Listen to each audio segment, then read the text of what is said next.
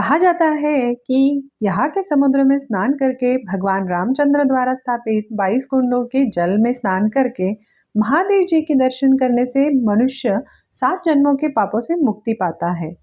आज के इस वीडियो में हम जानेंगे रामेश्वरम में भगवान रामनाथ स्वामी के दर्शन करने का सही तरीका क्या है और यहाँ पर आप और कौन कौन सी जगह देख सकते हो। रामेश्वरम में रामनाथ स्वामी टेम्पल के दर्शन में पहले तो आपको मणि दर्शन होते हैं। तो मणि दर्शन का समय होता है 5 से 6 बजे तक सुबह और इसके लिए बहुत बड़ी क्यू होती है। तो आप जल्दी उठकर जाइए, मतलब 4 बजे 4 साढ़े 4 बजे ही लाइन में लग जाइए। फिर क्योंकि वो 1 ही घंटे का दर्शन होता है और बहुत ही अद्भुत स्फटिक लिंगा है। फिर उसके बाद मेन दर्शन के लिए 6 बजे मेन दर्शन स्टार्ट होता है। तो ईस्ट गेट से एंट्री होती है मेन दर्शन के लिए। तो पहले तो आपको अग्नि तीर्थम में स्नान करना होता है, फिर बारी आती है 22 कुंडों में स्नान करने की। 22 कुंडों में स्नान करने के बाद अपने कपड़े चेंज करके, अपने वस्त्र चेंज करके फिर आप मेन भगवान जी के दर्शन के लिए जा सकते हो। तो ये जो पूरी प्रोसीजर है वो ऑलमोस्ट 2-2.5 घंटे में कंप्लीट हो जाती है हमारी। तो ऐसा कोई कंपल्शन नहीं है कि आपको अग्नि तीर्थम में स्नान करना ही है या फिर 22 कुंडों में स्नान करना ही है। अगर आपके पास टाइम है तो ये सारी चीज़ें कर सकते हो। अगर टाइम लिमिट है तो आप डायरेक्ट भगवान जी के दर्शन के लिए जा सकते हो। उसके बाद बारी आती है रामेश्वरम में साइट सीइंग की। तो रामेश्वरम में साइट सीइंग में जो मेन अट्रैक्शन है वो है धनुषकोडी। धनुषकोडी रामेश्वरम से 19 किलोमीटर की दूरी पे है और यहाँ पर जाने का रास्ता बहुत ही ब्यूटीफुल है। आप ये प्लेस मिस मत कीजिएगा। और धनुषकोडी की ओर जहाँ पर पहले आपको कोदंड रामेश्वर मंदिर पड़ता है, तो अभी हम वहाँ पे जा रहे हैं। समुद्र के बीच में बना हुआ ये मंदिर विभीषण जी जो रावण के भाई थे, छोटे भाई थे, उनके राज्याभिषेक का प्रतीक है। इस मंदिर के गर्भगृह में माता सीता, राम, हनुमान जी और विभीषण जी की मूर्ति प्रस्थापित है। रामनाथ स्वामी मंदिर के पास में ही आपको बहुत सारे ऑटो वाले मिल जाएंगे जो आपको 1200 से लेके 1500 रुपये में ये सारी साइट सीइंग करा सकते हैं और 2 घंटे का टाइम लगता है इसमें। तो आप, अगर आपके पास टाइम कम है तो आप ऑटो से भी ये सारी प्लेसेस जल्दी जल्दी कवर कर सकते हो।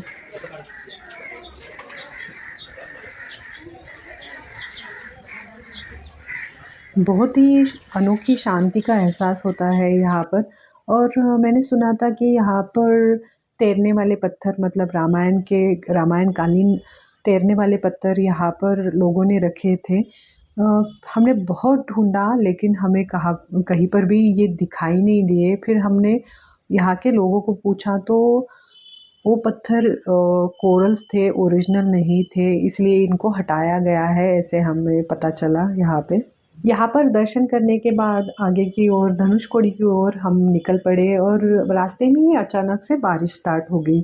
और क्यों ना हो, ये है ट्रॉपिकल रीजन, आपको पता चल जाता है यहाँ पे, मतलब ब्यूटीफुल रोड और बारिश का मौसम। और बारिश स्टार्ट भी हो गई और अचानक से रुक भी गई। तो मतलब एक अलग ही एक्सपीरियंस था यहाँ का। दोनों साइड में सी, ब्यूटीफुल ड्राइव, एक साइड में ब्लू और एक साइड में कुछ डिफरेंट ही कलर का समुद्र दिख रहा है। और जो साइलेंट समुद्र है, मतलब शांत है, वो है बे ऑफ बंगाल। और एक साइड में ब्लू दिख रहा है, वो है इंडियन ओशन। मतलब आपको, मैंने इतना ब्लू ओशन कभी नहीं देखा था। टोटली डिफरेंट एक्सपीरियंस है यहाँ का। और चारों ओर आपको वाइट सैंड दिखेगी, ब्यूटीफुल ड्राइव है। Carry your extra clothes here, क्योंकि बच्चे हैं तो पानी में आपको उतरना ही पड़ेगा, क्योंकि जो बे ऑफ बंगाल है वो, वहाँ का जो वाटर है वो शैलो है, तो आप वहाँ पर उतर सकते हो अंदर। अभी हम आए हैं धनुषकोडी टाउन में,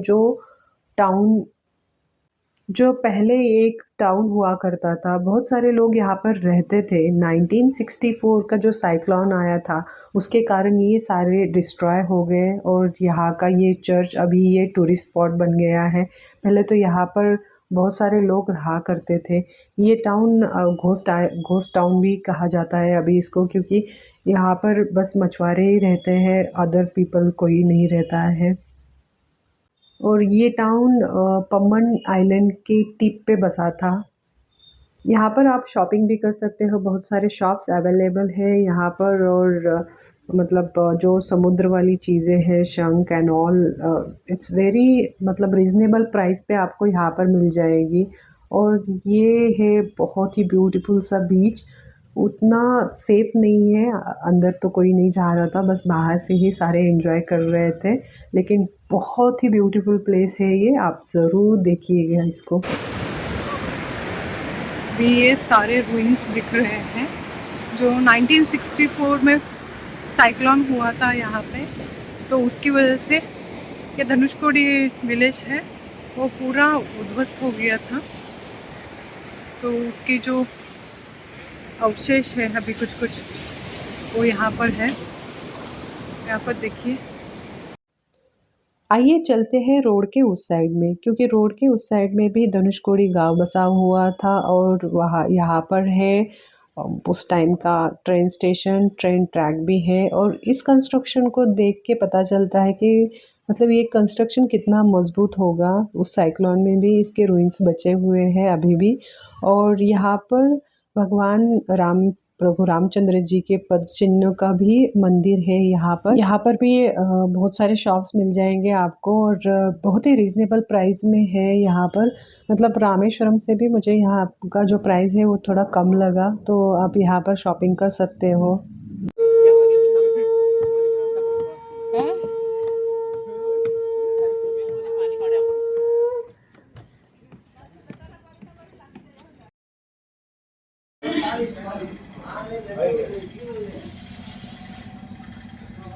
और ये है ट्रेन ट्रैक, और ये रहा ट्रेन स्टेशन।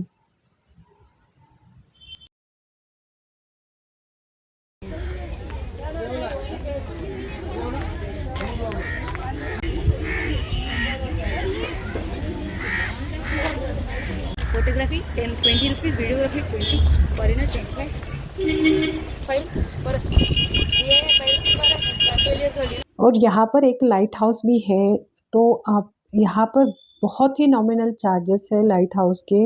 और यहाँ पर लिफ्ट है, लिफ्ट से आपको ऊपर लेके जाते हैं। तो ये पॉइंट मिस मत कीजिएगा, यहाँ से बहुत ही ब्यूटीफुल सा व्यू दिखता है। चारों तरफ समुंदर ही समुंदर है, और आगे आपको दिखता है धनुषकोडी जो है last land of India. Arichal Munai जो पॉइंट है वो यहाँ से बहुत ही ब्यूटीफुल दिखता है। और धनुषकोडी जो विलेज है वो भी आपको यहाँ पे ऊपर से दिखने को मिलता है। बे ऑफ बंगाल और इंडियन ओशन का जो नज़ारा यहाँ से दिखता है वो अमेजिंग है। आप ये लाइट हाउस का विज़िट मिस मत कीजिएगा। और ये है धनुषकोडी अर्चल मुनाई, यहीं पर है भारत की आखिरी सड़क, आखिरी लैंड। और इसी जगह से राम सेतु का निर्माण शुरू हुआ था। कहा जाता है कि राम जी के कहने पर नील और नल नामक वानरों ने अपनी पूरी वानर सेना समेत राम सेतु का निर्माण किया था लंका जाने के लिए। और प्रभु रामचंद्र जी ने अपने धनुष बाण के अग्रभाग को यानी कोड़ी से समुद्र को छुआ था, इसलिए इस जगह को धनुषकोडी नाम पड़ा। इस जगह पर आप सनराइज और सनसेट दोनों को ही देख सकते हो। और अब हम देख रहे हैं वो है सनसेट, यहाँ का सनसेट। धनुषकोडी में आपको खाने पीने की कोई कमतरता नहीं है। यहाँ पर बहुत सारे स्टॉल्स है जहाँ पर फ़िश फ्राई मिलता है, बहुत सारे ऑप्शंस हैं यहाँ पर। और शाम के समय ज़्यादा मत रुकिएगा यहाँ पर, क्योंकि मतलब अभी तो यहाँ पर बहुत सारे लोग थे जब हम थे, लेकिन बाद में क्योंकि यहाँ पर लाइट्स नहीं दिख रही थी हमें, तो ज़्यादा देर तक यहाँ पर मत रुकिएगा। फिर वापस चलते हैं रामेश्वरम में। रामेश्वरम में आप राष्ट्रपति भारत रत्न एपीजे अब्दुल कलाम जी के घर जा सकते हो, जिनका जन्म स्थान रामेश्वरम है। और उनके घर को एक म्यूज़ियम में तब्दील किया गया है। और ये प्लेस आप मिस मत कीजिएगा, एक इंस्पिरेशनल प्लेस है ये जगह। राम तीर्थ मुख्य मंदिर से 800 मीटर की दूरी पे राम जी ने अपना तीर चलाकर इस कुंड को प्रकट किया था। सामने राम सीता लक्ष्मण की मूर्ति भी है। 5 मिनट की दूरी पर भी ही आपको पंचमुखी हनुमान जी का मंदिर मिलेगा। यहाँ पर फ्लोटिंग स्टोन को देखा जा सकता है, जो अब बस इसी जगह पे आपको दिखाई देंगे, जो रामायण काल से जुड़े हुए हैं। सामने ही लक्ष्मण तीर्थ मंदिर है, साथ ही में आप रामर पादम मंदिर भी जा सकते हो। विनोदिनी तीर्थम है और यहाँ पर आपको मंदिर परिसर में बहुत सारी धर्मशालाएं, होटल्स मिल जाएंगे रहने के लिए। मात्र 500 रुपये से लेके 5000 रुपये तक आपको रूम्स मिल जाएंगे यहाँ पर। अग्नि तीर्थम के साइड में ही बोटिंग है, अगर आप चाहिए तो वहाँ पर बोटिंग कर सकते हो। बाद में पम्बन ब्रिज की ओर जाते समय आप विनोदिनी तीर्थम कर सकते हो और doctor APJ Abdul Kalam memorial भी जा सकते हो, जहाँ पर उनके रिसर्च से, जीवन से जुड़ी हुई जानकारी जानने के लिए मिलते हैं। और नेक्स्ट है पम्बन ब्रिज। पम्बन ब्रिज रामेश्वरम को मंडपम से जोड़ता है। आप यहाँ पर पुराना रेलवे ब्रिज और नया रेलवे ब्रिज दोनों को देख सकते हो और ये एक बहुत ही अनोखा एक्सपीरियंस है। पम्बन ब्रिज समुद्र पर बना सबसे लंबा ब्रिज है। बाय रोड की बात करें तो बांद्रा और वर्ली ब्रिज से बनने से पहले ये सबसे बड़ा सी ब्रिज हुआ करता था। यहाँ पर आप रुककर फोटोशूट भी कर सकते हो और अपनी यादों के खजानों में एडिशन कर सकते हो, लेकिन सावधानी से, क्योंकि दोनों तरफ से गाड़ियाँ आती है। तो हमारा जो ये रामेश्वरम का ट्रिप था वो 2 दिन का था। 2 दिन में जितने प्लेसेस कवर कर सकते थे उतने हमने वीडियो में दिखाए हैं। और वीडियो अगर आपको पसंद आता है तो वीडियो को लाइक, चैनल को सब्सक्राइब और शेयर करना मत भूलिएगा। मिलते हैं ऐसे ही किसी नेक्स्ट वीडियो में। Till then bye bye, take care.